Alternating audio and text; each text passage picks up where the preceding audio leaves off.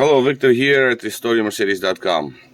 Let's take a look at the reflector replacement that came from the Mercedes S600 W220 chassis vehicle headlights. Alright, so now I got the replacement reflector assembly, but the problem is that they do not fit properly into the headlight. I mean, they kind of fit, but it's not ideal. So first things first, the shade, right, the actuator, well, this could be used, right, but you have to repin this, the plug, which is just 2 wires. It's not a big deal. You can change it. Seems like this one has only 1 diode in there, and that's about it. Whereas the original one, it already has the connector on it, and it has 2 diodes.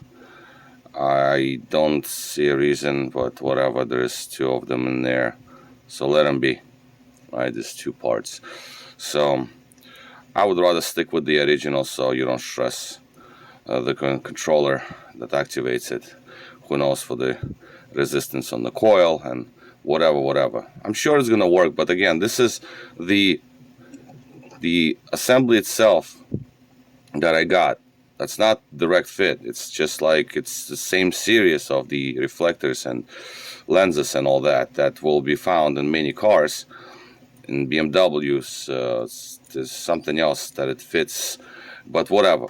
Volkswagen, I think. But in any event, that's the only chance. I mean, that's the only choice I have. So that's what I chose to get. And so therefore, I'm going to use the shade. That is original one from the original headlight. The reflectors themselves, so this is the old one, this is the new one. There used to be a sticker here. I removed the sticker because it gets hot, so I don't want it to start heating up and burning off or falling off and fall inside the light, so you will see the sticker like just laying in there. So obviously I don't want to have any kind of stickers or anything that can possibly get inside the lens, you know, the headlight itself, and be visible. Just like the blinker bulb, the yellow paint falls off and then it just falls down in there, and then you can see it laying there like specks of that old paint. So therefore you don't want that either. So that's the reason for the sticker removal, just saying. Reflectors themselves, now the original reflector has much nicer surface, the coating, right? You can tell like the replacement one is kind of like a little rougher. It's not as much as a mirror as the original would have. As you can see, original one has nice mirror-like coating, at least closer to mirror, versus the replacement one. But I already had another light put together and tested, and it looks fine. Light output is good, so I have no problems there. This one, as I showed earlier, is burnt out. As you can see, the finish here is completely gone, and there is no reflection. Very dull, like matte. It's just not reflecting color, I mean the light. And that's that. Okay, the original reflector also had this bolt that was screwed in here.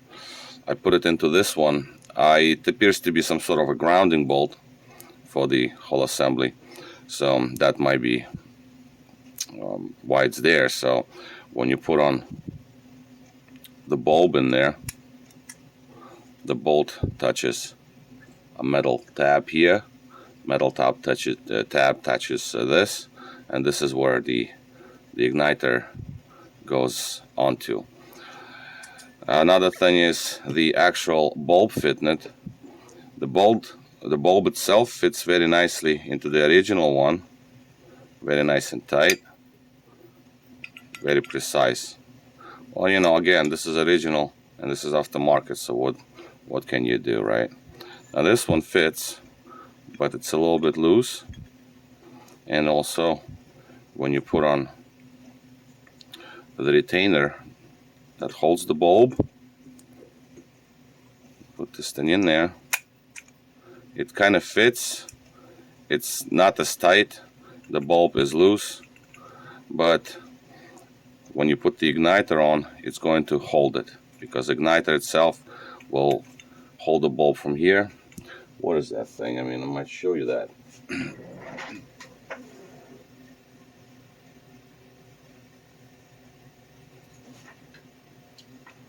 Okay, here we have it. So once you put this piece back in there, what we're gonna have is we're going to have bulb that's going to get inserted in here. Oops, hold on.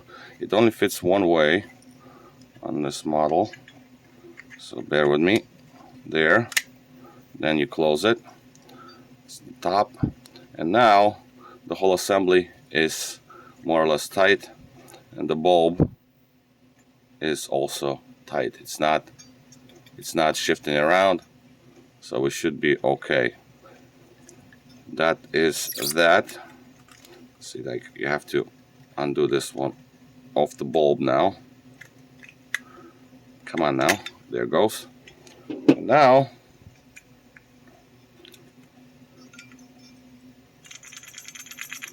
see, the bulb is moving, but it's gonna be fine. The original piece that came with the reflector, the retainer, it fits well and it holds the bulb really good. Now let me show you that. Nice and tight, absolutely tight, no problems.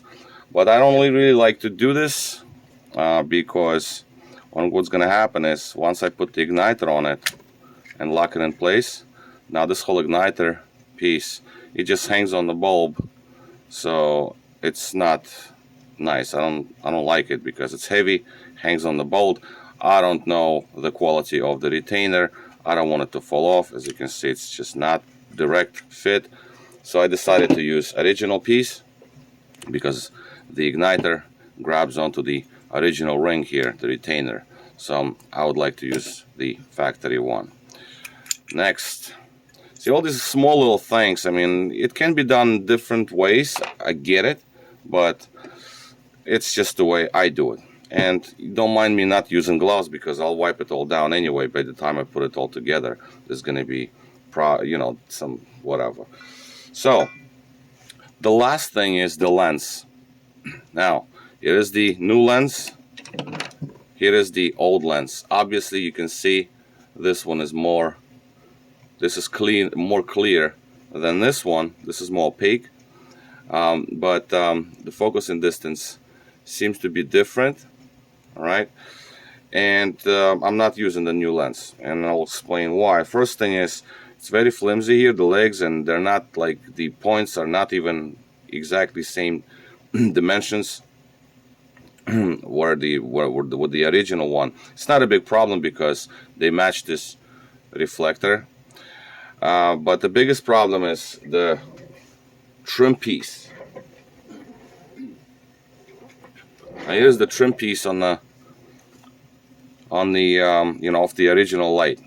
Now this trim piece is inside the headlamp, obviously, so it fits over the lens, right? So here's the cutoff. There's a cutout here. It's oriented, so you go and install it like this. There are two little tabs that hold it. Well, there's one tiny little tab here and there, so it fits perfectly fine and it remains. Whereas on the new lens, it doesn't. So this surface here is thicker. This one is a little chamfered, like it has a little bit of a groove, so it fits over the plastic much nicer. And the clips, these tiny little clips that's supposed to hold it, they don't clip onto the replacement lens. Now there are two possibilities. There's two options. Now in theory, all you gotta do is remove, bend these out and just take the lens and put it into this case. But I decided not to do it. I would leave again, because of the focusing issues, I kind of don't like it. Now there is a cut over here, like a line over here on this one. That one doesn't have it, so I'm just gonna clean this one, and it's still going to be a little kind of opaque, like not as clear as the original one, but I don't see damages on this lens. And again, I tested the light the one that I put together, and it works just fine. See, it cleans out decently well, and it seems to be a design of the lens. It's not like it had been like damaged or something. It seems to be a design. This one is more like opaque because I think it diffuses light a little differently versus the clear lens. So therefore, it's not exactly clear if you compare it with the new one. The new one is absolutely clear, like magnifying glass, right? Say, like you can see, very, very clear. And this one, not so much. But as you can see, the focusing distance, the distance on the focus, it's slightly different from this one. So this one is kind of further out. So anyway, it doesn't matter. This is what I'm gonna do. Okay, and so far I covered everything. So now all that needs to be done is just to put this thing together. This is very simple. And just put this thing back in there and then put the lens on it. Oh yeah, also you see slight discrepancy with sizing, but no big deal. There is also a stoppie here, and the stoppie seems to be okay because the shade seemed to be closing without touching anything. Yeah, maybe actually, you know what, it touches a little bit here because originally the stoppie, the bolt, stops it, on the original one was on the other side. So this is the stop bolt. Now if I'm gonna put this into the original shade and original lens, see here the stoppie is on this side and it is not touching anything. Absolutely nothing is touching, like about 0.5 millimeter away. So that's what I'm going to do with this. No idea why they did it like that, but I guess there's a purpose for it. So therefore, actually I'm not gonna even turn the bolt. I'm just gonna bend it slightly, that's all. And again, this is aftermarket lens. The casting and everything is not exactly precise. So you have to kind of force it slightly. Here it is. And what I'm gonna do is, all I'm gonna do is I'm just gonna bend this slightly, just a bit. And now, yeah, it is not touching anything now. So that's it. And then we'll just put the lens on it and tighten it up and call it a day. Which way? Hold on a second. Yeah, I think it's this way. Yep. So more or less fits, but the bolts are slightly off, the threads, but it's all going to be fine. So yeah, this is how the assembly looks. 4 bolts to hold this together, and now it's ready to go back into the headlight. Well, of course, I'm gonna clean everything now. Put the gloves on, clean everything, microfiber and window cleaner. Then start cleaning all these things because the light itself has some dirt in it.